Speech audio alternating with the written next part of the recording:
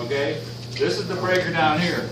Now this one here is rated, it says 600 amps, but it's not that, believe me. You get you a ballpark figure. You're shutting this breaker off here, will give you an extra 200 amps more that you can play with unload on your big generator when it comes in. Okay? Now, when the power comes back up, utility power, bringing your generator up, just before you get ready to go disconnect your generator, you'll want to re-energize this. Okay? That way you have no interruptions. Because if you drop your power, all right, the big generator, you're going to lose everything because you've got this off too. Okay? What is on your load test breaker for that 200 amps? What do we basically have on that?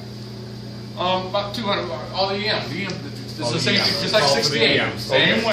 Same way. One breaker, for the EM1 panel. That's this one here. And sometimes you get a secondary off of that. Got it. But even though we used to in the same way as 600, what was that at 68? Was it 600 or 400? There's no way they had that much on there. We had what, 140? Was it? On the EM panel, we had 100. Yeah, that was an extreme too, because a lot of the ones, these transfer switches I'm going up, they're well under 100. They're 70, 60 amps. You know, they're down. I've had some of those 41. You know, so in fact, like I said, there's again, it varies in every store. You got to kind of get your feet wet type of thing. So, but no, the EM panel specifically sized for that generator, the store generator is running.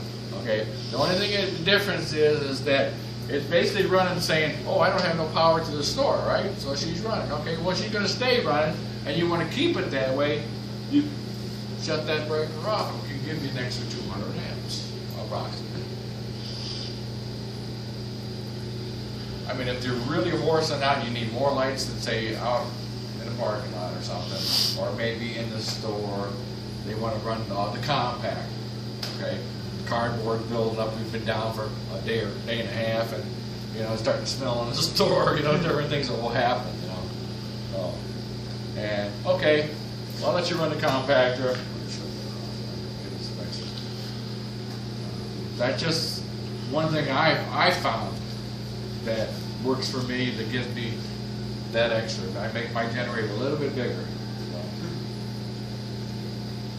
So you're saying with that being on, with the generator being on, it doesn't cause an overload? I've kind of lost on that a little bit. No, what happens is, okay, when you lose power to the store, okay, that's what this is, it's monitoring this breaker, okay?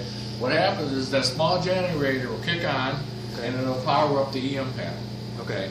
All I'm saying is let that generator do its stuff, but don't let it read through this panel. You're gonna shut that one off. You're gonna basically cut it off, yeah. Okay. And you're just going to let it run out and do its thing, keeping on that panel. But when you get ready to change over, okay, you make sure you go ahead power down, okay, and you keep going, and all of a sudden you think, okay, this is off, store it back on, and you go ahead and throw it up, oh, boom, down she goes. So that needs to be back on. Yeah. Right. Back on is an on regular.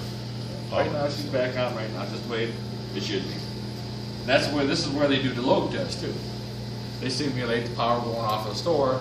They do it on a quarterly basis here at Myers, and they turn around to come in the morning, they'll shut this thing off, and as soon as they say, oh, we got lost power to the store, the generator on it, start in 10 seconds for the protocol, power up the panel, monitor UPS system, make sure it don't die out. Those are things that they do on a quarterly basis here. And I get called out when there's a guy on vacation or something. We got one guy who wants to take a vacation every time we do a load test for some reason. I have to do his store, so yeah. Okay, any more questions in here?